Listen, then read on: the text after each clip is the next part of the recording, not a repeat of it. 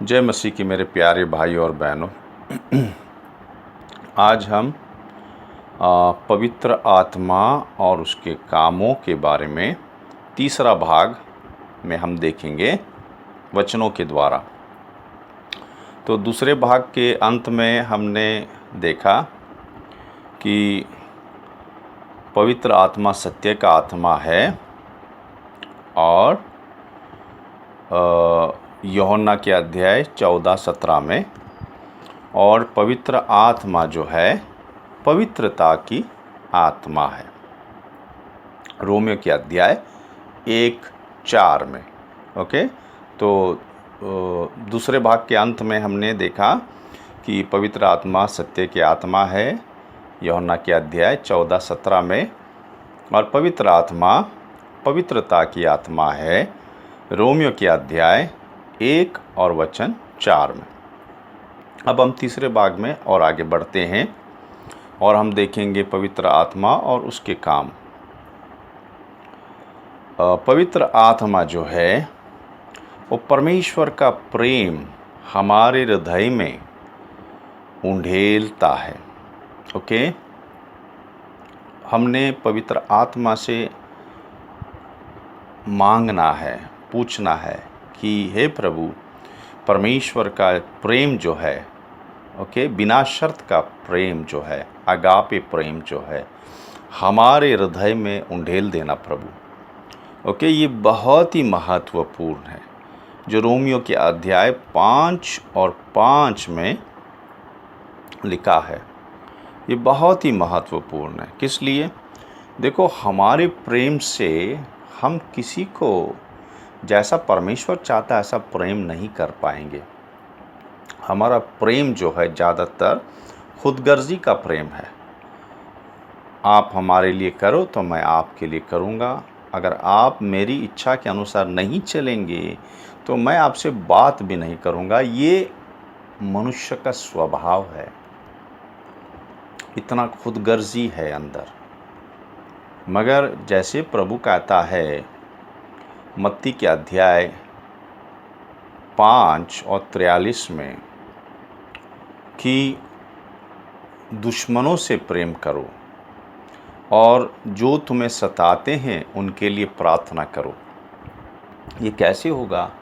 ये हमारे शक्ति से, हमारे प्रेम से जो है, खुदगर्जी का प्रेम से नहीं हो सकता है। हमारे अंदर बदलाव और परमेश्वर के प्रेम से भरना है। जैसे हमने देखा कि पवित्र आत्मा जो है हमारे अंदर पवित्र आत्मा का फल उत्पन्न करता है। ओके, जो पिछले भाग में देखा हमने। तो परमेश्वर के प्रेम से भरना है रोज। ओके, परमेश्वर के प्रेम से रोज भरना है, अगापे प्रेम से। तभी हम दूसरों को, हमारे दुश्मनों को भी प्रेम कर सकते हैं। और ये रोज पवित्र आत्मा जो है अगापे प्रेम से हमें भर देगा। तब हम दूसरों को क्षमा करते, दया करते चलेंगे। ओके, और हमारे अंदर जो है प्रेम का फल उत्पन्न होगा। प्रेम का फल उत्पन्न होगा जो गलातियों की अध्याय 5:22 का सबसे पहला फल है। ओके, मगर रोज़ हमने मांगना है कि हे प्रभु, आज भी मुझे भर दे परमेश्वर के प्रेम से, ताकि मैं गुस्सा ना करूं। गुस्सा आएगा तो भी मैं उनको क्षमा करूं, दया करूं। ये आपके और मेरी शक्ति से नहीं हो सकता, पवित्र आत्मा की वजह से हो सकता है, जो पिता का प्रेम हमारे अंदर उंडेल देता है। तो हम निराश नहीं होते, आशा में चलते हैं। यही लिखा है रोमियो के अध्याय 5 और वचन 5 में। कोई भी परिस्थिति में हम निराश नहीं होते, मगर पवित्र आत्मा के द्वारा पिता का प्रेम जो है हमारे अंदर उंडेल देता है, तो हम सबसे प्रेम कर सकते हैं। जो हमें सताते हैं और जो हमसे दुश्मनी करते हैं उनको भी हम प्रेम कर सकते हैं परमेश्वर के प्रेम से। तो फिर हम आगे और बढ़ते हैं। रोमियो के अध्याय 8 और वचन 9 में लिखा है, अगर परमेश्वर यीशु की आत्मा हमारे अंदर नहीं है तो हम यीशु के नहीं हैं। याद रखिए, पवित्र आत्मा यीशु का आत्मा है। ओके, यहाँ पे लिखा है, 2 जगह पे लिखा है बाइबल में। तो यहाँ पे एक जगह है कि यीशु का आत्मा जो है पवित्र आत्मा है। तो अगर वो हमारे अंदर नहीं है तो हम यीशु के नहीं हैं। ये किस लिए महत्वपूर्ण है? क्योंकि बहुत सारे कलीसियाओं में बैठे हैं, वो कैसे आए हैं? वो कोई चमत्कार हुआ है उनके जीवन में, यीशु ने किया है, या चंगाई मिली है, तो उस वजह से वो आके बैठे हैं और कहते हैं मैं प्रभु पे विश्वास करता हूँ। नहीं, अगर ऐसा है तो उनके अंदर पवित्र आत्मा नहीं है। किस लिए? पवित्र आत्मा, परमेश्वर की आत्मा आने के लिए हमारे अंदर हमने पश्चाताप करके, क्षमा मांग के विश्वास करना है। ओके, जैसे रोमियो के अध्याय 9-10 में लिखा है,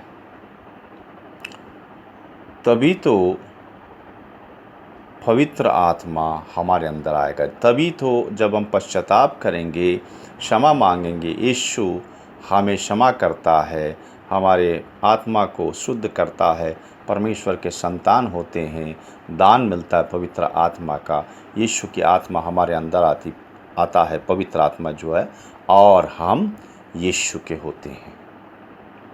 अगर पवित्र आत्मा नहीं है तो हम यीशु के नहीं हैं मेरे भाइयों बहनों। तो कलीसिया में जो आके बैठे हैं, ये उनके लिए ये समाचार है कि सिर्फ आके ना बैठिए, ये कि प्रभु ने मुझे चंगाई दी है तो इसलिए मैं विश्वास करके आया हूँ, या प्रभु ने चमत्कार किया है। नहीं, तो आपके अंदर परमेश्वर की आत्मा नहीं हो सकता है, यीशु की आत्मा नहीं हो सकता है, जब तक आप पश्चाताप करके यीशु के पास आके बोले, हे प्रभु मुझे उद्धार चाहिए, मुझे क्षमा करना प्रभु, मैं पापी हूँ और मुझे उद्धार देना, मुझे अनंत काल का जीवन देना प्रभु, तब जाके उद्धार मिलता है और पवित्र आत्मा आपके अंदर आता है। ओके, तो ये कलीसियाओं में बताना बहुत ज़रूरी है। इसीलिए रोमियो के अध्याय 8-9 में लिखा, अगर किसी में पवित्र आत्मा, यीशु की आत्मा नहीं है, वो यीशु का नहीं है। जैसे आपको बताया यूहन्ना का अध्याय 3-5 में, हम वचन और आत्मा से पैदा होते हैं। ओके, तो वो टॉपिक नहीं लेंगे, मगर आपको फिर से यहाँ पे बताया मैंने। फिर आगे जाएंगे कि पवित्र आत्मा जो है हमारे शरीर को मजबूत और चंगाई देता है। ये रोमियो के अध्याय 8-11 में लिखा है। वो आत्मा, पवित्र आत्मा हमारे शरीर को ताजगी, मजबूती और चंगाई देता है। ये कैसे होता है? जब हम पूरी तरह से प्रभु पे भरोसा करते हैं, पूरी तरह से विश्वास करते हैं। विश्वास का मतलब पूरी तरह से प्रभु पे निर्भर होना। जब हम ऐसा चलते हैं, पवित्र आत्मा मदद करता है हमको ऐसे चलने के लिए। जब हम पूरी तरह से प्रभु पे निर्भर होकर चलते हैं तो परमेश्वर हमारे मन को शांति में रखता है। ओके, देखो याद रखो, अगर मन शांति में है तो आपका शरीर स्वस्थ है, मगर अगर मन अशांति में है तो कहीं बीमारियां आ जाती हैं। जो आदमी चिंतित रहता है हमेशा, वो डिप्रेशन में जाता है और कहीं बीमारियां आती हैं। मगर जो मनुष्य शांति में रहता है, अंदर की शांति, ये उसकी उस शांति की बात नहीं कर रहे हैं हम, जैसे लोग जाके योगा में बैठते हैं। ये सिर्फ जो है कुछ पल की शांति के बारे में, जो मन की शांति वो थोड़ा सा इधर उधर पाते हैं योगा करके, मगर हम इसकी बात नहीं कर रहे। हम हृदय की शांति जो सिर्फ प्रभु यीशु दे सकता है, जो शांति का राजा है। यूहन्ना अध्याय 16 और 33 में लिखा है, प्रभु कहता है तुम्हें क्लेश होगा संसार में, मुझ में शांति मिलेगी। प्रभु जो शांति देता है वो अंदरूनी शांति हृदय का है। ये योगा की तरह नहीं है। कुछ पल का है, मगर जब गुस्से में फिर लड़ते भी हैं वो। मगर ये जो प्रभु का शांति है वो अनंत काल की शांति है, वो हृदय में है। ओके, वो प्रभु देता है। तो ये शांति होने से क्या होता है, हमारा शरीर मजबूत और चंगाई में रहता है। जैसे नीति वचन में लिखा है, अगर हमारे अंदर अशांति है तो जैसे हड्डियों में पीड़ा आ जाती है, हड्डियों में पीड़ा, रोग आ जाता है अशांति में अगर चलते हैं। मगर जो शांति में चलता है उसका शरीर, उसका बदन तंदुरुस्त रहता है। और ये हमें शांति सिर्फ प्रभु यीशु दे सकता है अंदर से, जब हम उस पर पूरी तरह से भरोसा करके चलते हैं, पवित्र आत्मा के द्वारा, हमारी शक्ति से नहीं। ओके, फिर हम आगे बढ़ते हैं। पवित्र आत्मा जो है, जैसे याद रखिए पिछले भाग में भी बताया कि जब हम यीशु मसीह को स्वीकारते हैं तो हम जो हैं आत्मिक परिवार में शामिल हो जाते हैं, स्वर्गीय परिवार में हमारा जन्म होता है। हम आत्मिक बच्चे पैदा होते हैं प्रभु के राज्य में, जब आप प्रभु यीशु को स्वीकारते हैं। जैसे संसार में कैसे बच्चा पैदा होता है, छोटा सा बालक जब संसार में आता है तो फिर उसको बढ़ना होता है, उसको दूध देते हैं, फिर थोड़ा सा बढ़ेगा और तो उसको फिर सख्त आहार देते हैं और बढ़ने के लिए। ऐसे ही पवित्र आत्मा हमें मदद करता है। जैसे हम प्रभु के राज्य में जन्म होते हैं तो पवित्र आत्मा हमें भूख देता है। काय का भूख? प्रभु के वचनों का भूख देता है। ये लिखा है पहले पत्रस के अध्याय 2:2 में कि परमेश्वर का वचन शुद्ध दूध है, आत्मिक दूध है। ओके, तो जैसे बच्चा रोता है, उसको किसी ने बोलने की ज़रूरत नहीं। जब वो पैदा होता है तो वो रोते रहता है, किस लिए? उसको बढ़ना है, उसको भूख है, वो दूध, आत्मिक दूध मांगते रहता है। तो आप जांचिए अपने आप को, क्या आप परमेश्वर के वचनों का भूख है आप में? अगर नहीं है तो भाई मेरे कुछ बड़ा गंभीर समस्या है। क्योंकि प्रभु कहता है यूहन्ना की अध्याय 6:35 में, मैं आत्मा की रोटी हूँ जो स्वर्ग से आया हूँ। ओके, परमेश्वर आत्मा की रोटी है, वचन है, वो यीशु मसीह वचन है। अगर वचनों का भूख नहीं है, जो आत्मा का रोटी है, तो आप स्वयं अपने आप से पूछिए आपका आत्मा कितना मजबूत है। अगर आप एक हफ्ता जो है रोटी नहीं खाएंगे शरीर का, कैसा आपका शरीर होगा? हाँ, हम 3 बार तो रोटी खाते हैं। हाँ, शरीर का हमें इतना चिंता है, मगर आत्मा की चिंता है। ये शरीर तो आप और मैं एक दिन छोड़ के जाएंगे, कुछ साल का है। इसलिए बहुत सारे विश्वासी जो हैं सिर्फ शरीर के बारे में ही सोचते हैं। जिम जाते हैं, एक्सरसाइज करते हैं, टॉनिक पीते हैं। हाँ, ये सब अच्छा है शरीर के लिए, शरीर का देखभाल करना है, क्योंकि वो पवित्र आत्मा का मंदिर है। मगर ये शरीर छोड़ के जाएंगे हम, प्राण और आत्मा एक दिन इस शरीर से निकल जाएगा। और ये शरीर कितना भी एक्सरसाइज करो, कितना भी टॉनिक पिलाओ, ये मट्टी हो जाएगा। तो जिसको हम छोड़ के जाएंगे एक दिन, इतनी चिंता है हमें। मगर जो अनंत काल का है, क्या हमें उसके बारे में सोचते हैं कभी कि हमारा आत्मा कैसा है, हमारा प्राण कैसा है? आत्मा को क्या चाहिए? संसार का कोई भी चीज़ नहीं चाहिए, सिर्फ परमेश्वर की चीज़ें चाहिए। वो क्या है? वचन। वचनों का भूख नहीं है मेरे भाइयों बहनों। अगर वचन, देखो कुछ गंभीर समस्या है। देखो, आदमी रोटी कब नहीं खाता है? जब वो बीमार रहता है। अगर आपको भूख नहीं है तो आत्मिक बीमार हैं भाई आप। अगर वचनों का भूख नहीं है तो आत्मिक बीमार हैं आप। ये आपको मैं सत्य बताता हूँ, क्योंकि सत्य बताएगा अच्छा है। कम से कम आप गंभीर तो हो जाएंगे। अगर वचनों का बिल्कुल ही भूख नहीं है तो आत्मिक बीमार है, क्योंकि जब बीमार होता है आदमी, बहुत सख्त बीमार होता है, वो रोटी खा नहीं पाता है, उसको ड्रिप चढ़ाते हैं। तो याद रखिए, हमने बढ़ना है।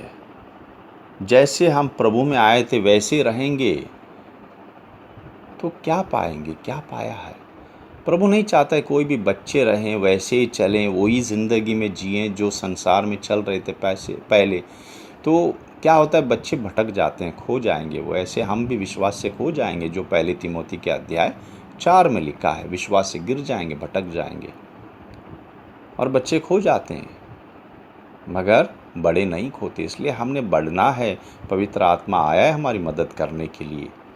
वचनों का भूख होना है। अगर नहीं है तो प्रभु से बोलिए, प्रभु मुझे वचनों का भूख नहीं है, प्रभु इंटरेस्ट नहीं है, प्रभु प्लीज़ आप मुझे भूख दे दो। प्रभु करेगा, कार्य करेगा। जो उसके पास आते हैं प्रभु कार्य करता है, मगर ईमानदार रहिए, बोलिए उससे। तो पवित्र आत्मा मदद करता है हमें बढ़ने के लिए। पहले पत्रस का अध्याय 2:2 में पढ़े कि पवित्र आत्मा कहता है कि वचन जो है शुद्ध दूध है। वो आत्मिक बालक जो हैं पैदा होते हैं प्रभु के राज में, उनको चाहिए। और यूहन्ना के अध्याय 6:35 वचन ही आत्मिक रोटी है।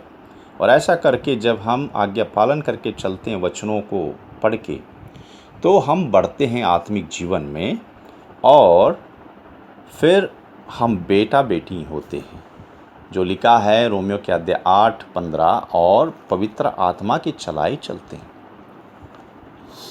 तो मेरे भाइयों बहनों, पवित्र आत्मा हमें दिया है प्रभु ने। ओके, कितना बड़ा दान दिया है।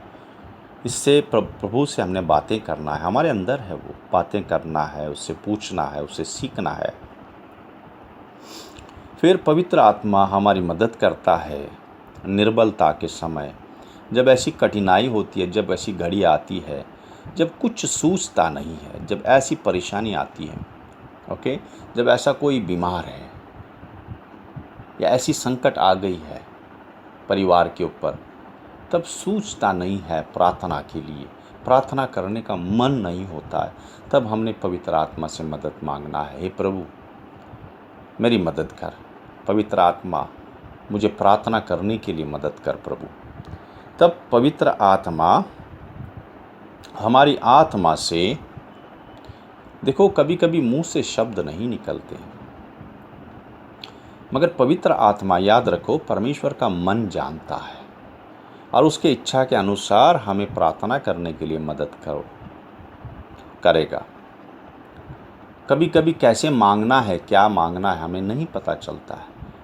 तो हमने पवित्र आत्मा को सौंप देना है, प्रभु आप मुझे शब्द दीजिए ताकि मैं प्रभु से प्रार्थना करूं। देखो कभी आत्मा से भी प्रार्थना होती है, मुंह खोलने की भी ज़रूरत नहीं। कभी आहें भर भर के आप आत्मा से आत्मा प्रभु के पास प्रार्थना कर सकते हैं।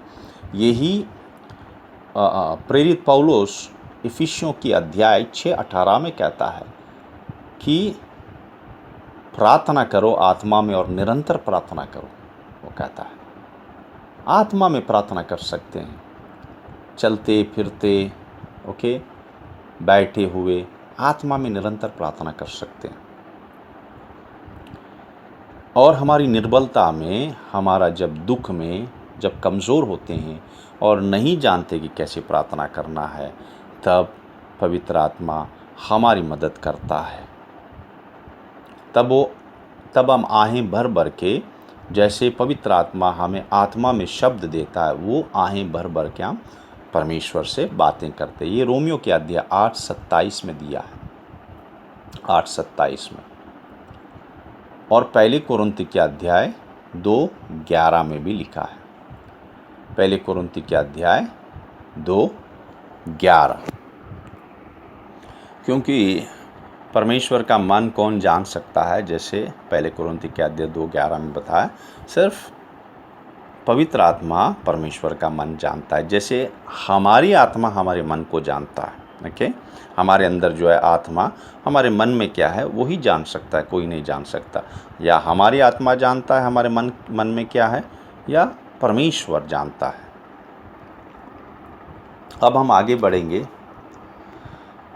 अभिषेक परमेश्वर का जब आता है और पवित्र आत्मा के दान के बारे में।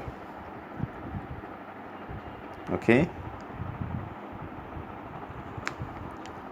परमेश्वर का पवित्र आत्मा के दान के बारे में जो हम अभी इसके बारे में थोड़ा सा गहराई में देखेंगे। तो इससे पहले याद रखो, अभिषेक किस लिए ज़रूरी है।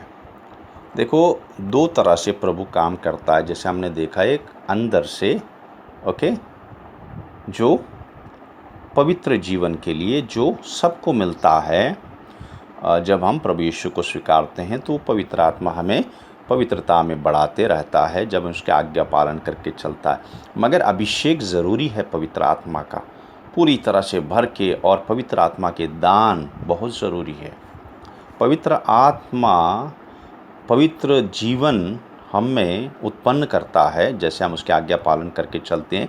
पवित्र जीवन ज़रूरी है, याद रखिए, स्वर्ग में प्रवेश करने के लिए और दूसरों को गवाही बनने के लिए। हम दूसरों को गवाही कैसे बन सकते हैं? जैसे प्रेम, दया, कृपा, करुणा, आनंद, शांति हमारा जीवन देखते हैं तो उन्हें पता चलेगा यीशु मसीह कैसा है, और पवित्रता। ओके, तब हम जीवन हमारा वो गवाही बनता है, और स्वर्ग में प्रवेश करने के लिए पवित्रता ज़रूरी है। मगर परमेश्वर के स्वर्ग राज के लिए काम करने के लिए सिर्फ पवित्रता काफ़ी नहीं है, परमेश्वर का अभिषेक और उसका दान ज़रूरी है। ओके, तो आप बोलेंगे क्या एक से नहीं हो सकता? जैसे दो पैर हैं, पवित्रता एक पैर है, दूसरा जो है अभिषेक और पवित्र आत्मा के दान। तो हमें दोनों पैर ज़रूरी है। अगर एक पैर से चलेंगे तो बैलेंस नहीं मिलेगा। ओके, मगर सबसे पहला पवित्र जीवन, क्योंकि इसके द्वारा ही स्वर्ग में प्रवेश कर सकते हैं। ओके, और दूसरा जो है अभिषेक और पवित्र आत्मा का दान, प्रभु की सेवकाई करने के लिए। तो याद रखिए, प्रभु यीशु, मैं आपको दोनों बता रहा हूँ। देखो, प्रभु यीशु जो है जब से होश में आया, जन्म से क्रूस तक, क्रूस पे मरते दम तक पवित्र थे, अति पवित्र। ओके,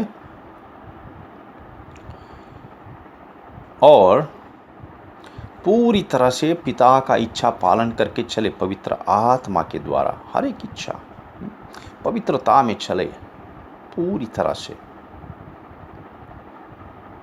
ऐसे ही पवित्र आत्मा हमें भी यीशु मसीह की तरह बनाएगा पवित्र। कैसे? जब पूरी तरह से उसकी इच्छा पालन करके चलते हैं। कितना पालन करते हैं उतना हमें पवित्रता में बढ़ाएगा। ओके, मगर सिर्फ यीशु पवित्र होने से ही काफ़ी नहीं था। जैसे हम देखते हैं उसकी 30 साल की उम्र में प्रभु को अभिषेक मिला पिता से, उसका अभिषेक हुआ। तो याद रखिए, यीशु मसीह 30 साल तक जब मंदिर में जाते थे तब वहाँ पे दुष्ट आत्मा प्रकट नहीं हुए। मगर जब प्रभु का अभिषेक हुआ, पूरे 9 दान मिले प्रभु को, वहाँ पे दुष्ट आत्मा प्रकट होने लगे। जब भी कहीं पे भी जाते थे, मंदिर वगैरह में या जहाँ से गुज़रते थे, दुष्ट आत्माएं प्रकट हो जाते थे और सामने प्रभु के गिर जाते थे। ओके, अभिषेक और पूरा 9 का 9 दान प्रभु में काम कर रहे थे। तो ये 9 दान भी हमारे लिए बहुत ज़रूरी है। तो इस 9 दानों के बारे में हम थोड़ा खुलासा करेंगे, थोड़ा सा हम देखेंगे 9 दान क्या हैं। तो पहले कुरिन्ती के अध्याय 12 में 7 से ये 9 दान लिखा है। तो एक एक करके हम पढ़ेंगे। सबसे पहले लिखा है वचन का बुद्धि का ज्ञान, वचन का बुद्धि का दान। सबसे पहले ये क्या है वचन का बुद्धि का दान? तो इसको हम थोड़ा सा उदाहरण से समझा रहे हैं आपको। जैसे प्रभु यीशु के पास यूहन्ना के अध्याय 8 में पढ़िए, वहाँ पे मैं सब नहीं पढ़ूंगा, आपको सिर्फ बता रहा हूँ। जहाँ पे बेविचार की हुई औरत को लेके आते हैं और वो प्रभु को बोलते हैं, मूसा का नियम कहता है कि इसको पत्थरों से मार दे, आप क्या कहते हैं? तब वहाँ पे वचनों का बुद्धि का दान काम करता है।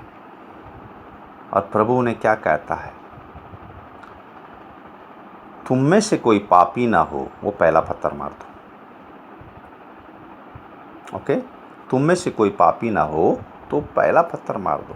और मत्ती के अध्याय 10, 19 और 20 में भी लिखा है, प्रभु की सेवकाई में या प्रभु के नाम से जब हम चलते हैं, प्रभु की सेवकाई में या प्रभु के लिए हम खड़े हो जाते हैं, और ऐसा ही वक्त आएगा, सताव आएगा, पकड़ के लेके जाएंगे कोर्टों में या किधर भी लेके जाएंगे, तब प्रभु क्या कहता है?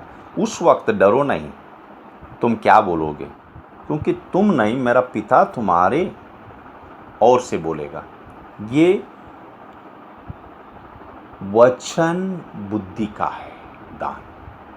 तब उस वक्त पवित्र आत्मा वो क्या बोलना है देगा, मगर ये सिर्फ उस वक्त के लिए। मगर हमने वचनों का बुद्धि का दान मांगना है, क्योंकि ये दान हमें मदद करेगा कब क्या बोलना है, कैसे बोलना है। ओके, और उस वक्त जो है ये वचनों का दान काम करता है। जैसे आपसे कोई जो है अविश्वासी आपसे बात कर रहा है उसके धर्म के बारे में, मगर आपके पास अगर वचनों का बुद्धि का दान है तो आप उसको परमेश्वर के पास लेके आएंगे, परमेश्वर के बारे में बताएंगे। वो आपसे जीत नहीं सकता, क्योंकि परमेश्वर की बुद्धि का दान जो है काम करेगा। जैसे देखो, प्रेरितों के अध्याय 6, 9 और 10 में पढ़ेंगे, यहूदी लोग जो हैं स्तिफनुस के विरोध करने लगे। ये परमेश्वर का पवित्र आत्मा से भरा हुआ था और परमेश्वर की बुद्धि से उसने जवाब दिया। ये वचन बुद्धि का है, और वो जो हैं पढ़े लिखे शास्त्री ज्ञानी उसके सामने खड़े नहीं रह सके, क्योंकि स्तिफनुस जो है वो परमेश्वर के वचन के बुद्धि के दान के द्वारा बोल रहा था। तो ये हमने मांगना है। ओके, बहुत ज़रूरी दान है। तो फिर हम दूसरे दान की ओर जाते हैं, जो है वचन का ज्ञान। एक वचन का बुद्धि जिसके बारे में बात किया अभी, वचन का ज्ञान का दान। वचन का ज्ञान का दान क्या है? ये वो दान है, जैसे आपको अगर ये दान है तो ये दान की वजह से आपको पता चलेगा कि वो क्या सोचता है, या ये ज्ञान जो है आपको बताएगा। जैसे मैं आपको उदाहरण से बताता हूँ, मत्ती के अध्याय 9 और वचन 4 में जब लकवा मारे हुए को वहाँ पे लेके आते हैं और वो शास्त्री ज्ञानी परमेश्वर के खिलाफ मन में कुछ सोचते हैं, किस लिए? क्योंकि प्रभु कहता है मेरे बेटे तेरे पाप क्षमा हो गए। तो वो जो हैं वो क्रोधित यानी मन में सोचते हैं, वो कहते हैं ये कोई पाखंडी आदमी है, ये मनुष्य कैसे पापों को क्षमा कर सकता है। तो प्रभु जो है उनकी मन की बातें जान जाता है। ओके, जान जाता है और उन्हें कहता है तुम ऐसे क्यों सोचते हो बुरा। तो याद रखिए ये वचनों का ज्ञान का दान है। और जैसे और एक उदाहरण लेंगे, प्रेरितों के अध्याय 5 और वचन 3 में, जहाँ पे अनानियास और सफीरा जो है ये पतरस से झूठ बोलते हैं। जितना उनको मिलता है जो ज़मीन बेच के, वो पूरा नहीं देते हैं। प्रभु नहीं पूछता है उनका पैसा, मगर वो आके झूठ बोलते हैं कि ये ही है सब जो हमें मिला है, जगह बेच के या ज़मीन बेच के या घर बेच के। तो पतरस कहता है कि तुमने पवित्र आत्मा के पास क्यों झूठ बोला? ये पैसा तुम्हारा था, तुम रख सकते थे, मगर यहाँ पे आके क्यों झूठ बोल रहे हो कि यही सब है? अगर आप बोलते ठीक है ये आधा मिला है, मैं आप आधा प्रभु को देता हूँ, प्रभु बोलता है धन्यवाद। मगर झूठ क्यों बोल रहे हैं आप, पाखंडी क्यों बन रहे हैं कि आधा दे रहे हैं और बता रहे हैं कि सब दे रहे हैं। तो ये जो है वचनों का ज्ञान का दान था। ओके, जैसे दानियल को पुराने नियम में परमेश्वर ने ये दान दिया था, वचनों का ज्ञान का दान। ओके, तो वो क्या है, वो जो सपना क्या है राजा का, वो भी जान सकता था। देखो, अनुवाद करना यूसुफ को दिया था, ये दान तो इतना वो नहीं है जो दानियल को दिया था। दानियल को बहुत महत्वपूर्ण दान दिया था, जैसे ये वचनों का ज्ञान का दान। वो जान पाता था कि राजा ने क्या सपना देखा और उसके बाद अनुवाद करता था। यूसुफ को तो सिर्फ अनुवाद करने का दान दिया। जैसे ये दान कैसे काम करता है, अगर सभा में, बड़ी सभा में एक प्रचारक है और उसको ये दान है, ओके, ये वचनों का ज्ञान का दान है। अगर कोई दुखी आया है, बिल्कुल टूटा हुआ है, या वो सोच रहा है कि मैं जाके खुदकुशी कर लूँ, तो ये वचनों का ज्ञान का दान से वो बोलेगा ये फला फला आदमी है, इसका नाम फला फला है, वो ऐसे ऐसे सोच रहा है, वो ये सभा के बाद आके मुझसे मिले। तो ये कैसे पता चलता है उसको, ये वचनों का ज्ञान का दान है। ओके, तो ये वचन का ज्ञान का दान, अभी इसके बारे में साफ हो गया। ओके, क्या इसका मतलब है। अभी हम आगे जाते हैं, विश्वास का दान। विश्वास का दान के बारे में मैं एक ही आपको वचन बताता हूँ। जैसे बहुत सारे हैं विश्वास का दान। जैसे प्रभु ने वो तूफान थमा दिया था एक ही शब्द में। ओके, एक ही शब्द में कहा कि थम जाओ और थम गया। विश्वास का दान है वो। और जैसे वो पानी पे चल के आए और पतरस भी चल के गया कुछ देर तक विश्वास से, मगर क्या हुआ, डूब गया जब वो शक करने लगा। और प्रभु ने कहा तुमने शक क्यों किया। तो और एक वचन जो है मत्ती का अध्याय 21 में प्रभु उनको कहता है, जब वो अंजीर का झाड़, जहाँ पे प्रभु जाते हैं उनको भूख लगता है और अंजीर का कोई भी अंजीर नहीं है वहाँ पे, तो प्रभु उस झाड़ को श्राप देता है। वो श्राप देता है और क्या होता है, दूसरे दिन वो देखते हैं सूख के मर गया।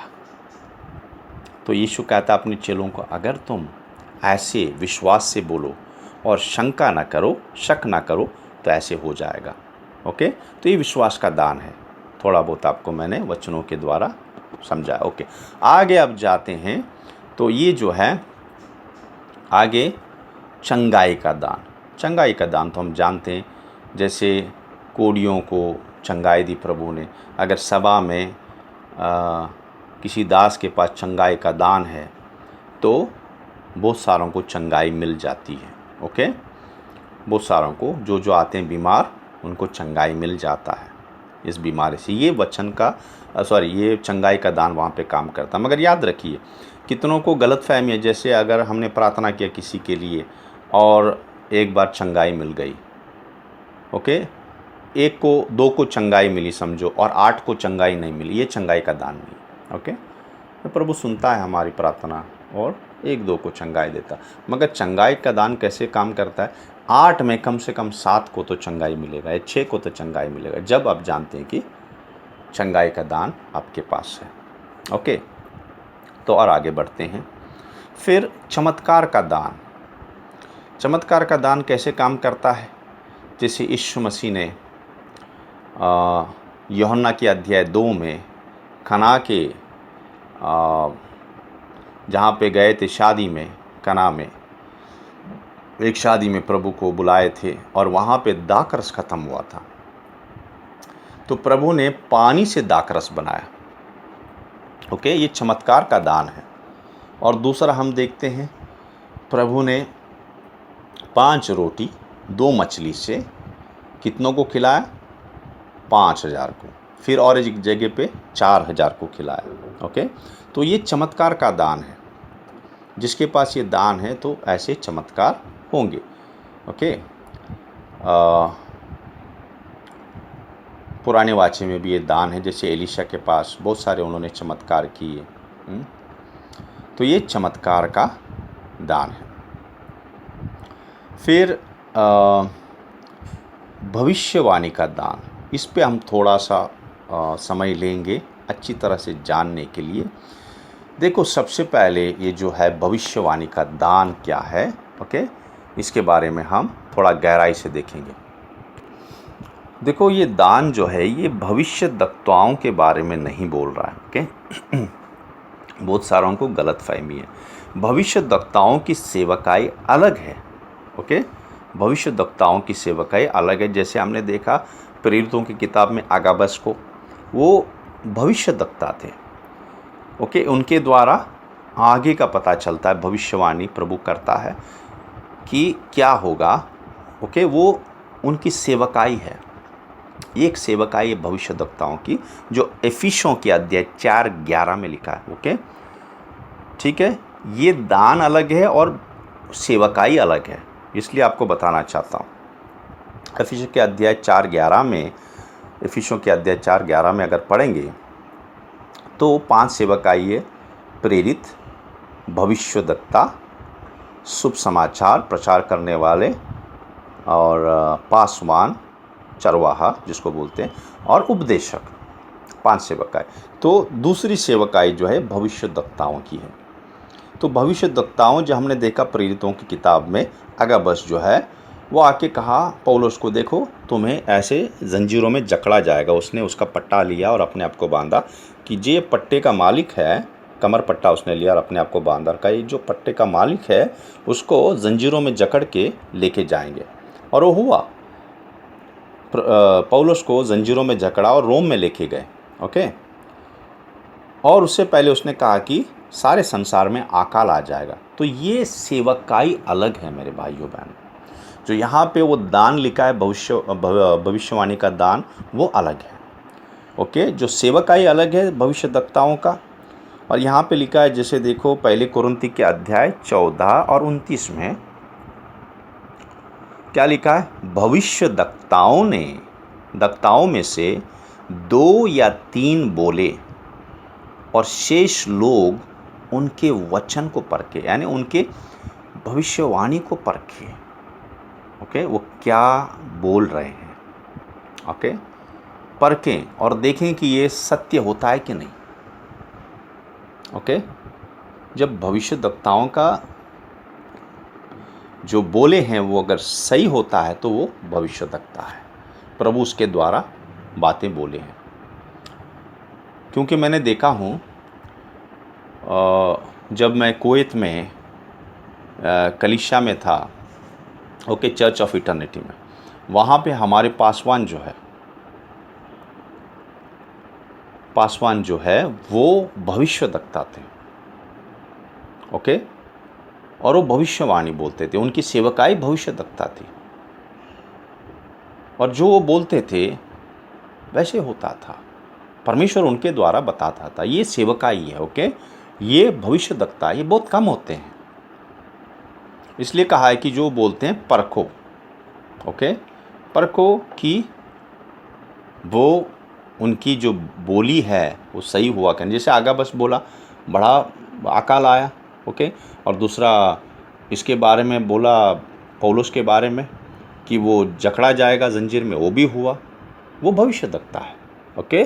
तो ये सेवकाई अलग है। जैसे मैंने आपको एफिसियों के अध्याय 4 और 11 में बताया, पहले प्रेरित हैं, दूसरे भविष्यद्वक्ता है। तो भविष्यद्वक्ताओं का काम जो है, जैसे बताया, वो भविष्यवाणी, आगे का बोलना क्या होगा। और कभी कभी कलीसिया में भी वो आते हैं और कलीसिया की जो हालत है वो भी बताएंगे। जैसे प्रभु ने 7 कलीसियों की हालत कैसी थी प्रकाशित वाक्य में बताई, ऐसे ये भी भविष्यद्वक्ता जो है प्रभु उनके द्वारा बताता है। वो आके ताड़ेंगे भी कलीसियाओं को और उनका हालत क्या है वो भी बताएगा और प्रभु क्या कहता है। ये सेवकाई अलग है, ओके। तो मैंने आपको भविष्यद्वक्ताओं की सेवकाई के बारे में बताया, जो यहाँ पे भी लिखा है पहले कुरिन्ती के अध्याय 14-29। अभी भविष्यवाणी का दान के बारे में हम बात करेंगे, ये अलग है। ओके, याद रखो, भविष्यवाणी का दान जो है वो हम सब मांग सकते हैं, सब कर सकते हैं। ओके, ये भविष्यवाणी का दान जो है हम सब मांग सकते हैं, ये सेवकाई नहीं है। ओके, ये दान है जो हम सब मांग सकते हैं। जैसे दिया है पहले कोरिन्थी की अध्याय 14 और 31 में पढ़ेंगे तो पौलुस कहता है कि तुम सब भविष्यवाणी कर सकते हो। ओके, तो ये भविष्यवाणी क्या है, ज़रा गहराई से देखेंगे हम। जैसे ये भविष्यवाणी जो है, ओके, ये जो है ये कलीसिया को उन्नति देने के लिए, ये भविष्यवाणी क्या है, ये भविष्यवाणी का दान क्या है, कलीसिया को उन्नति देने के लिए, ओके, बढ़ाने के लिए। और ये पहले कोरिन्थी के अध्याय 14:3 में लिखा है। मगर हाँ, तो हम इसके बारे में पढ़ें। ओके, तो पहले कोरिन्थी के अध्याय 14:12 में लिखा है ये भविष्यवाणी का दान जो है ये कलीसिया की उन्नति के लिए। मगर हम पहले कोरिन्थी के अध्याय 14 और 3 में पढ़ते हैं क्या लिखा है, ये उन्नति कैसे होती है। ओके, भविष्यवाणी के दान की वजह से ये उन्नति कैसी होती है। परंतु जो भविष्यवाणी करता है वह मनुष्यों से उन्नति और उपदेश और शांति की बातें कहता है। ओके, ये कलीसिया को उन्नति के लिए वो उपदेश देता है। और देखो, जैसे आपको साधारण भाषा में बताऊं, क्योंकि कभी कभी हिंदी में जो है वो ट्रांसलेशन सही नहीं होता है जैसे इंग्लिश में है। ओके, तो आपको मैं साधारण भाषा से बताता हूँ कि 3 में क्या लिखा है। 3 में ये लिखा है कि ये भविष्यवाणी का दान जो है कलीसिया को मजबूत करने के लिए, क्या करने के लिए, मजबूत करने के लिए। दूसरा, कलीसिया को धीरज देने के लिए। ओके, कलीसिया को धीरज देने के लिए। और तीसरा जो है, जो दुख में है उसको शांति देने के लिए। तो एक मजबूत करने के लिए, दूसरा धीरज देने के लिए, तीसरा शांति देने के लिए भविष्यवाणी का दान काम करता है।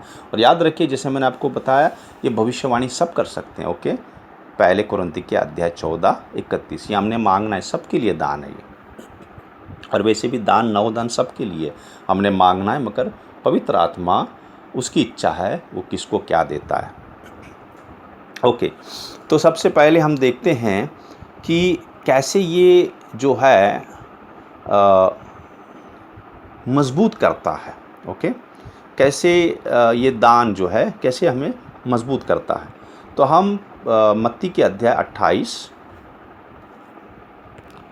जैसे समझो कोई सेवकाई के लिए जा रहा है बाहर, ओके, दूसरे शहर में या दूसरे राष्ट्र में जा रहा है, तो उसको कैसे ये भविष्यवाणी का दान जो है उस वक्त वचन क्या देगा। तो ये वचन उसको आएगा, जैसे उदाहरण के तौर पे मैं आपको समझा रहा हूँ। प्रभु आपको उस वक्त कुछ दूसरा वचन दे सकता, मगर उदाहरण के तौर पे मैं आपको समझा रहा हूँ। मत्ती के अध्याय 28 और 18 ये वचन उसके लिए आ सकता है कि यीशु ने कहा कि स्वर्ग और पृथ्वी का सारा अधिकार मुझे दिया गया है, इसलिए तुम जाओ। तो ये वचन वहाँ पे आएगा उसको ताकत देने के लिए, मजबूत करने के लिए, तुम जाओ, क्योंकि यीशु ने कहा है सारे स्वर्ग में और पृथ्वी में किसका अधिकार है, यीशु का अधिकार है। भले तुम गुजरात में जाओ या उड़ीसा में जाओ या बंगाल में जाओ, सारे पृथ्वी पर किसका अधिकार है, परमेश्वर यीशु का। और यीशु कौन है, आपका परमेश्वर है, प्रभु है। तो सारा अधिकार जब उसके पास है तो कोई आपको कुछ नहीं कर सकता। तो इसलिए आपको ये ताकत देता है जाने के लिए, विश्वास देता है कि जाओ। सारा अधिकार यीशु मसीह के पास है, स्वर्ग में और पृथ्वी में, हर एक जगह पे, भले वो अफ्रीका में हो या एशिया में हो या यूरोप में हो, अमेरिका में हो। अगर प्रभु ने कहा है जाओ तो जाओ, विश्वास करके जाओ उसके पास। ओके, वो संभालेगा। फिर जब दूसरा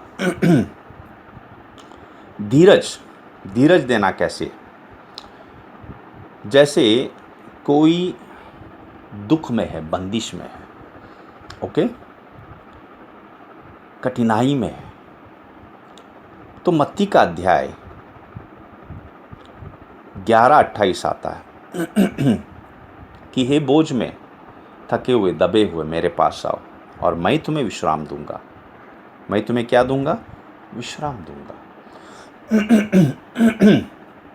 और फिर शांति, तीसरा, भविष्यवाणी का दान जो है, शांति कैसे देगा? जैसे तीसरा वचन, कोई बहुत किसी का कुछ नज़दीकी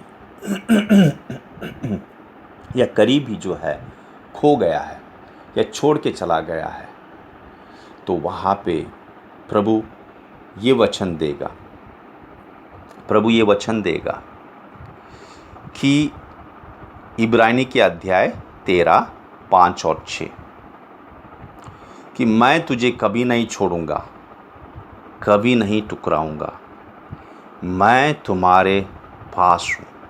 मैं तुम्हें कभी नहीं छोड़ूंगा, कभी भी नहीं ठुकराऊंगा। तो ऐसे ये क्या होता है, तब मन का शांति आ जाता है कि प्रभु मुझे कभी नहीं छोड़ेगा, कभी नहीं टुकराएगा, प्रभु मेरे साथ है। ओके, कि वो मेरे साथ है, भले ये छोड़ के गया है कुछ कारण से, मगर प्रभु मेरे साथ है। ओके, तो ऐसे काम करता है भविष्यवाणी का दान, और ये सब कर सकते हैं। ओके, थोड़ा गहराई में आपको समझा।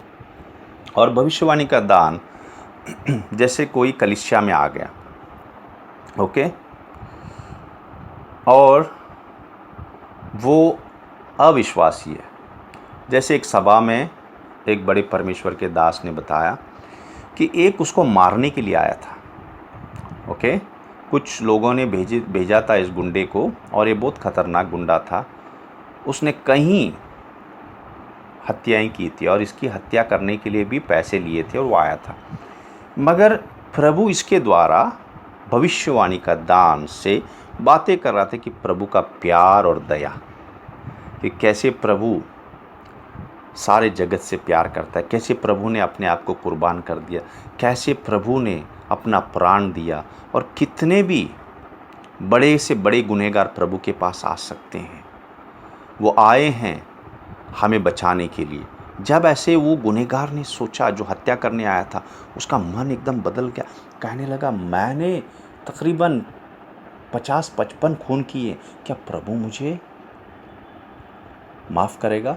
और तब प्रभु का वचन आया वहाँ से कि प्रभु ने देखो उस गुनहगार को माफ़ किया जो आखिरी सांसें ले रहा था उस क्रूस पे, जो यीशु के बाजू में जो गुनहगार को मारा था, बड़े गुनहगार को।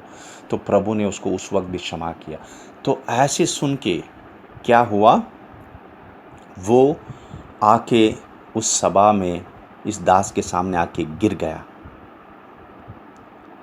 और फिर उसने प्रभु को स्वीकारा। जब इस दास ने उसको बाद में समझाया कि प्रभु के लिए कोई बात नहीं है, बड़े से बड़े गुनहगार को क्षमा देता है। ओके, तो ऐसे नवदान काम करते हैं। ओके, ऐसे पवित्र आत्मा के नवदान। और आगे हम देखेंगे भविष्यवाणी का दान हुआ। अभी जो आत्माओं को जांचने का दान है।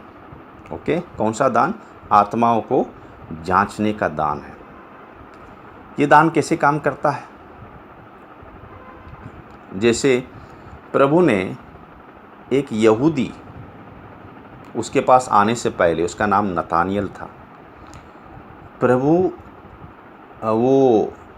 के एक चेले को कहा, क्या मसीहा क्या नाज़रेत से आ सकता है? और ऐसा कुछ कहने लगा। तो वो जैसे आए प्रभु के पास, प्रभु ने कहा, प्रभु ने उसको आने से पहले अपने दूसरों चेलों को कहा कि देखो, ये इसमें जो है कोई झूठ नहीं है, ये ईमानदार आदमी है। यूहन्ना के अध्याय 1:47 में पढ़ सकते हैं। प्रभु उसके बारे में कह रहा है कि ये ईमानदार आदमी है। प्रभु को कैसे पता चला? ये आत्मा परखने का दान है। जैसे पौलुस जब वो प्रचार करते हुए एक जगह पे, प्रेरित का अध्याय 16 से 18 में लिखा है, प्रेरित का अध्याय 16 से 18 में लिखा है, तो एक जो है लड़की, दुष्ट आत्मा उसके अंदर थी, तो बार बार आके वो कह रहे थे ये आदमी परम प्रधान के हैं और आपको सत्य बोलने के लिए परमेश्वर के बारे में आए।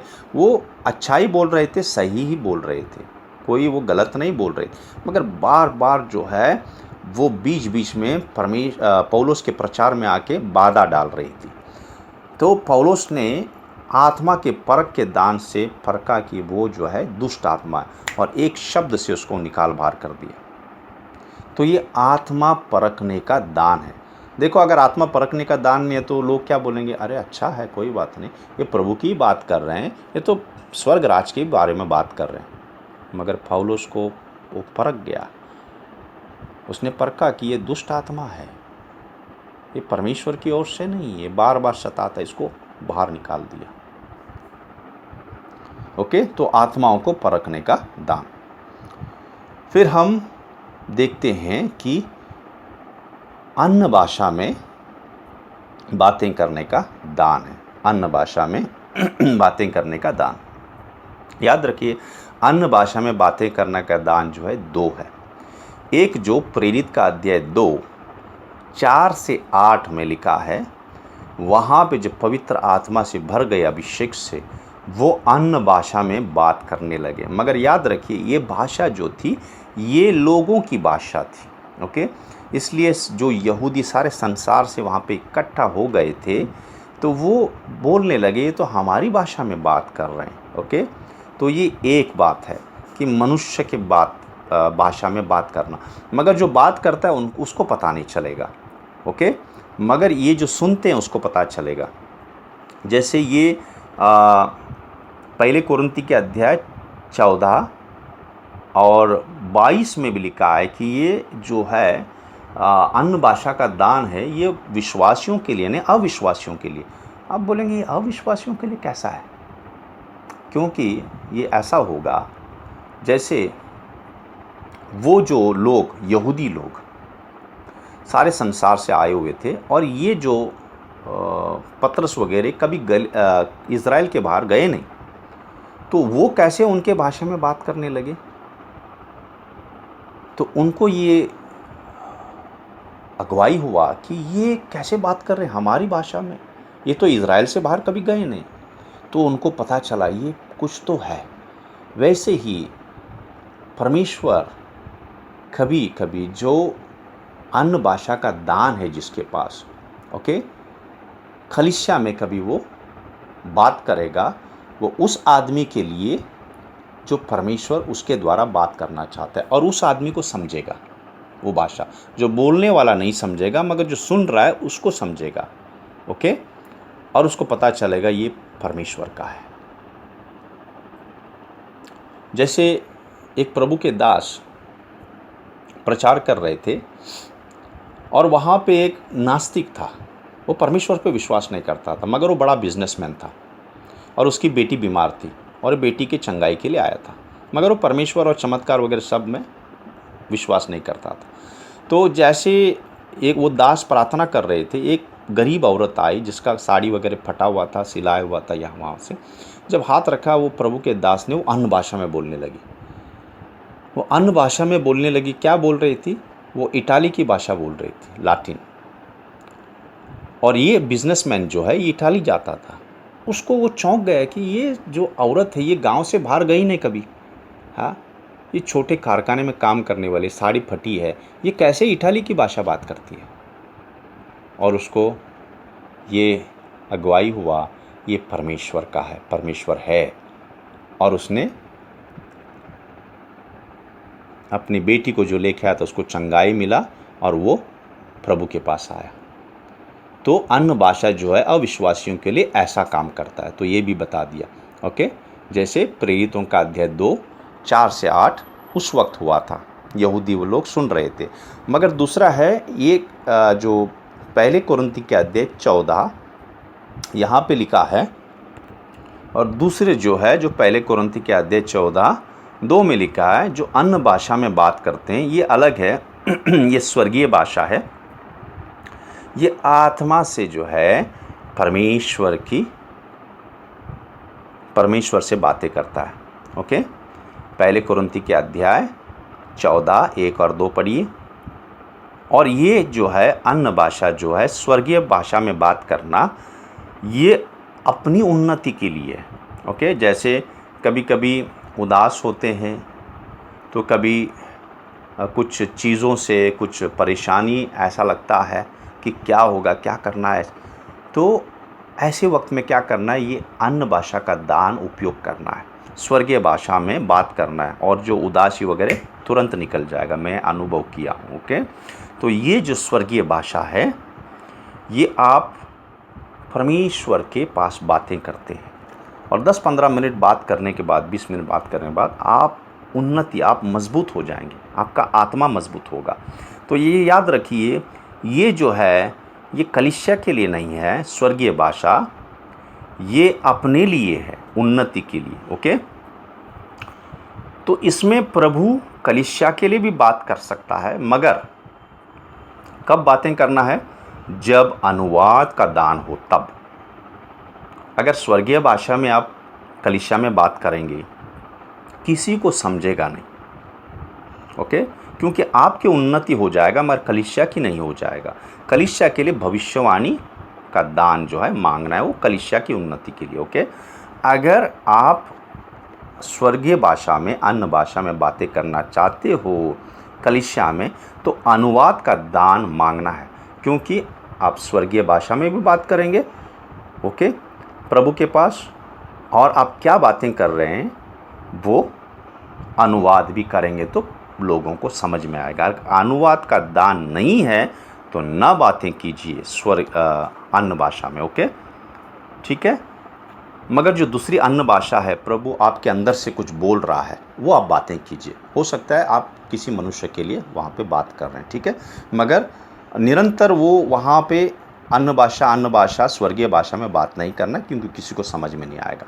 ओके, अगर आपके अंदर से उस वक्त आता है कि आपने बोलना है कुछ स्वर्गीय अपने अन्य भाषा में, तो आप बोलिए, तो वो दूसरा जो है यहाँ पे जिसको प्रभु कहना चाहता है वो समझ जाएगा।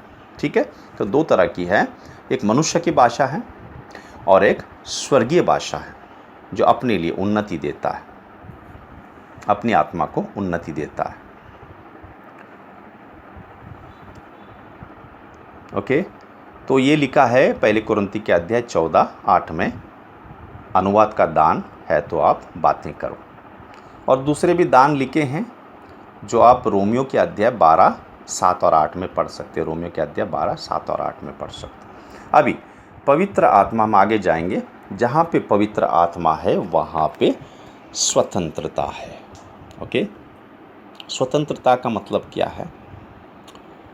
2 कुरिन्थी के अध्याय 3:17 में लिखा है, जहाँ पे प्रभु की आत्मा है वहाँ पे स्वतंत्रता है। स्वतंत्रता किसके लिए है? स्वतंत्रता जो है, याद रखो, प्रभु हमें कोई बंदिश में नहीं लाता। कोई कहता नहीं इसी दिन करना है, कोई कहता है ये ना छुओ, ये ना खाओ, ये ना ये करो। ये कोलोस्यों के अध्याय 2:20-22 में लिखा है। कोलोस्यों के अध्याय 2:20-22 में लिखा है, ऐसा प्रभु नहीं लाता है। ये मत खाओ, ये मत छुओ। ओके, और दूसरा, कलीसिया में बहुत सारे परंपरा भी बहुत सारे लेके आते हैं, कहते हैं नहीं हमारी कलीसिया की परंपरा है। तो प्रभु परंपरा नहीं लाता है। जहाँ पे पवित्र आत्मा है वहाँ पे स्वतंत्रता है। और ये स्वतंत्रता किसके लिए है? स्वतंत्र का मतलब क्या है? जहाँ पे प्रभु की आत्मा है, स्वतंत्रता जो है एक तो बंदिश नहीं लाता, ओके। दूसरा, स्वतंत्रता किससे है? पापों से।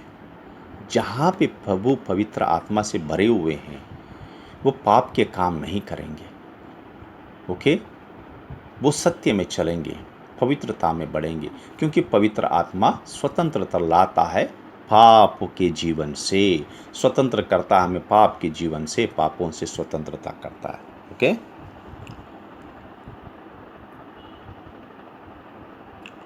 फिर पवित्र आत्मा जो है हमें पिता से जोड़ता है, पिता से जोड़ता है हम सबको। कैसे? इफिसियों की अध्याय 2:18-22 में हम सबको वो जोड़ता है पिता के पास। और कैसे जोड़ता है? आत्मिक घर, वो आत्मिक मंदिर बनाता है, ओके। कैसे कैसे हम आत्मिक मंदिर बन सकते हैं? कैसे जोड़ता है? पहले पत्रस के अध्याय 2 और वचन 5 में लिखा है, हम सब जीवित पत्थर है। हम क्या है? हम सब जीवित पत्थर है जो पवित्र आत्मा हमें जोड़ देता है ताकि हम आत्मिक मंदिर बने। देखो, हमारा शरीर पवित्र आत्मा का मंदिर है जिसमें पवित्र आत्मा बसता है और हम जीवित पत्थर हैं। मगर ये हर एक जीवित मंदिर जो है, ये पत्थर जो है, पवित्र आत्मा लेके जो है वो पवित्र मंदिर, ओके, आत्मिक मंदिर। कैसा है? आत्मिक मंदिर। ये कोई ईंटें या पत्थर या लकड़ी का बना हुआ नहीं है, ये भवन आत्मिक भवन है। आमीन। जैसे मैंने बताया आपको, हमने दीवारों को जाके अभिषेक नहीं करना है, हम प्रभु के भवन हैं, पवित्र आत्मा हमें लेके बांधता है और ये आत्मिक भवन है, ओके। फिर आगे देखते हैं, पवित्र आत्मा जो है प्रकाशित वाक्य देता है, ओके। हमारे मन की आंखों को ज्योतिमय करता है, ओके। हमारे मन की आंखों को क्या करता है? ज्योति, प्रकाशित करता है। इफिसियों की अध्याय 1:17-18 और इफिसियों की अध्याय 3:5 एक जो है वचनों के द्वारा हमें रहस्य बताता है, हमारे मन की आंखों को क्या करता है? प्रकाशित करता है, ताकि हम परमेश्वर के भेद को जानें। परमेश्वर के भेद को कैसे जान सकते हैं? पवित्र आत्मा के द्वारा।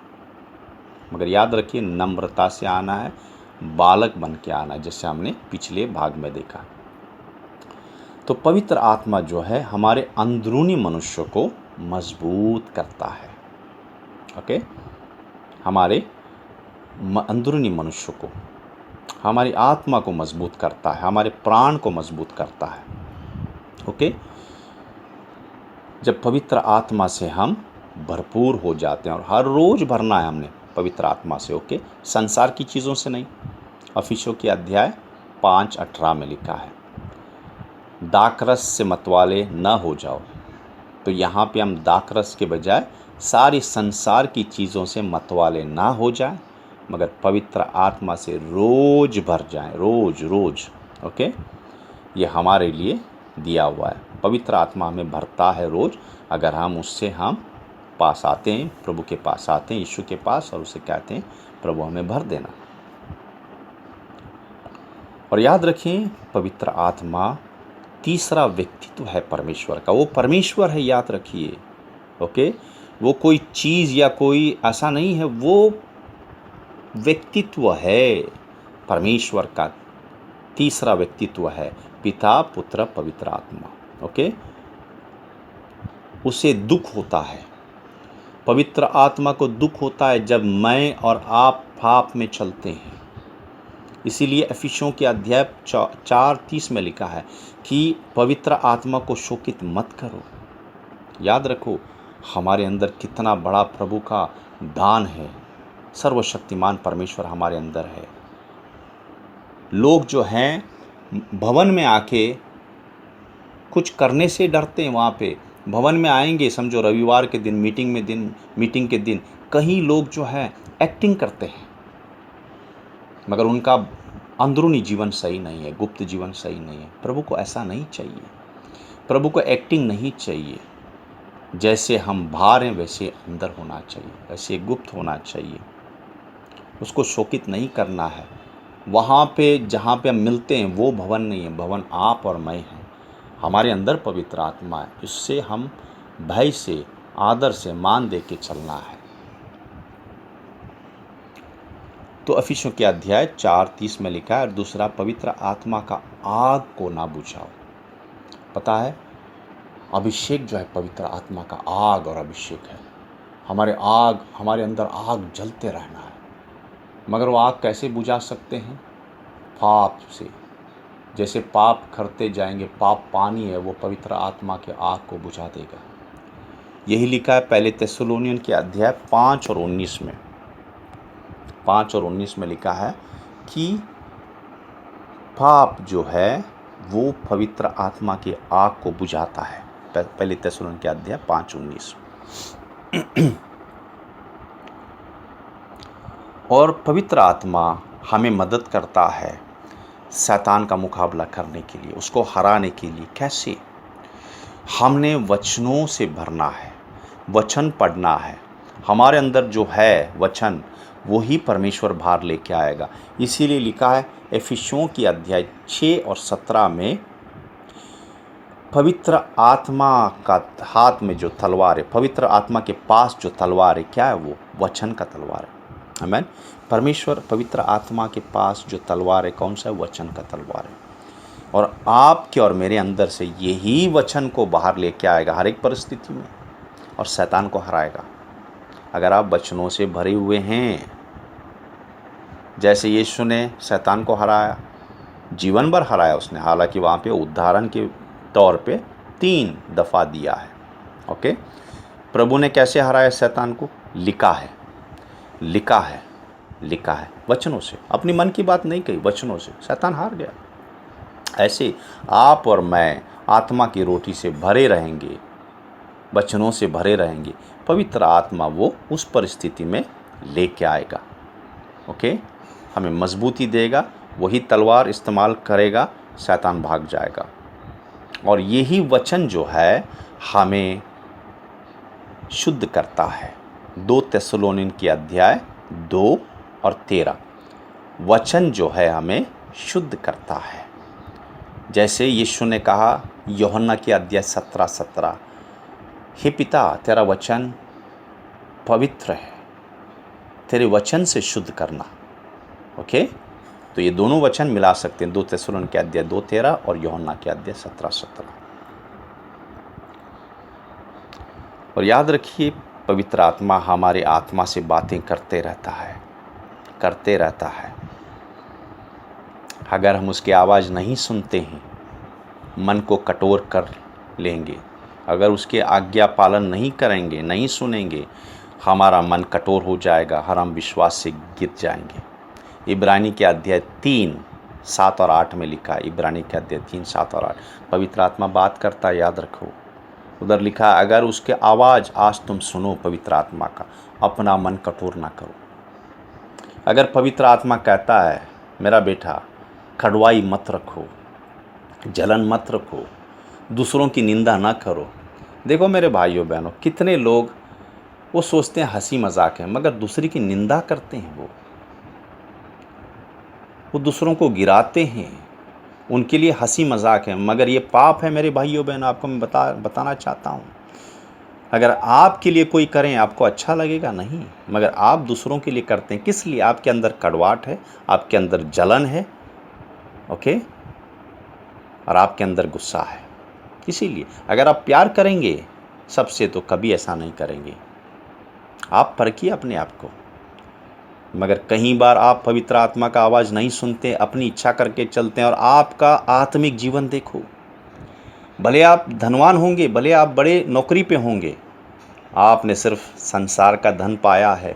आप आत्मिक जीवन में कंगाल हैं, अंधे हैं, नंगे हैं।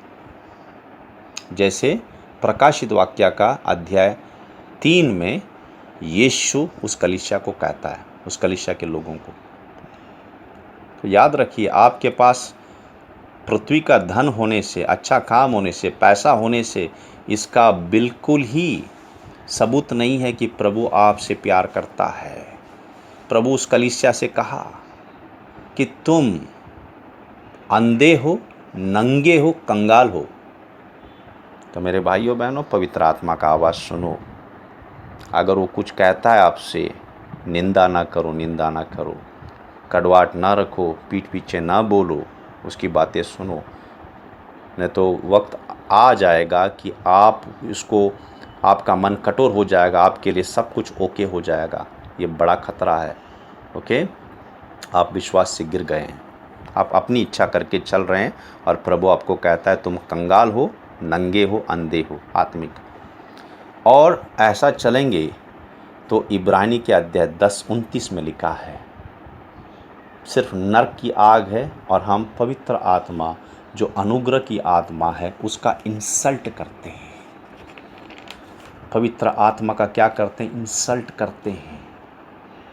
मेरे भाइयों बहनों, पढ़ो, प्रभु की निंदा कर रहे हैं, प्रभु को रौंद रहे हैं पैर के नीचे, उसका लहू जो है वो इस्तेमाल कर रहे हैं सस्ता जैसा, पाप क्षमा में चल रहे हैं और पवित्र आत्मा का निंदा कर रहे हैं आप, जो अनुग्रह का आत्मा है।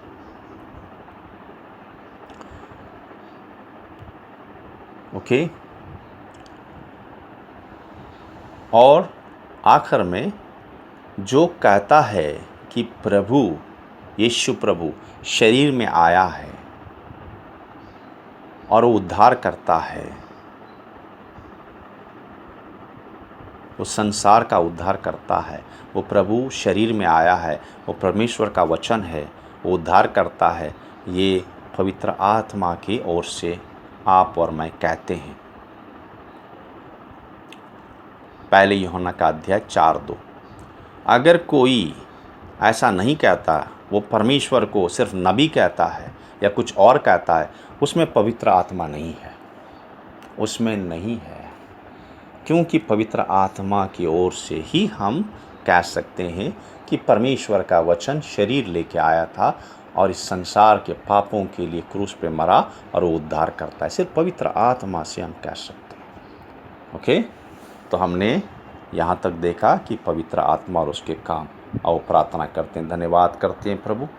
तीसरे भाग में भी प्रभु आपने बताया कि पवित्र आत्मा और उसके काम क्या हैं पिता। हाँ प्रभु, धन्यवाद करते, वचनों के द्वारा आपने बताया प्रभु। हाँ पिता, धन्यवाद करते हैं, धन्यवाद करते हैं। हम सबको पवित्र आत्मा में भर देना प्रभु हर रोज़, और आपकी इच्छा के अनुसार चलाना, और पवित्र आत्मा से बात करने के लिए हमें वो इच्छा देना, क्योंकि पवित्र आत्मा हमारे अंदर है। हम उससे बातें करें और वो हमसे बातें करता है। वो परमेश्वर है, सर्वशक्तिमान, और हमें यीशु की तरह बनाने के लिए आया है। धन्यवाद करते हैं पवित्र आत्मा, हम सब की मदद करना प्रभु, यीशु की तरह बनाना, और हमें आज्ञा पालन करने वाला मन देना, विरोध करने वाला, अपनी इच्छा करने वाला मन निकाल देना प्रभु। हाँ, अगर हृदय किसी का कठोर हो गया है, वो जानता भी नहीं है प्रभु, मदद करना, वो हृदय बदलने के लिए अब्बा धन्यवाद करते हैं। सारा आदर महिमा आपको देते हैं, यीशु मसीह के पवित्र नाम में प्रार्थना करते हैं, आमीन।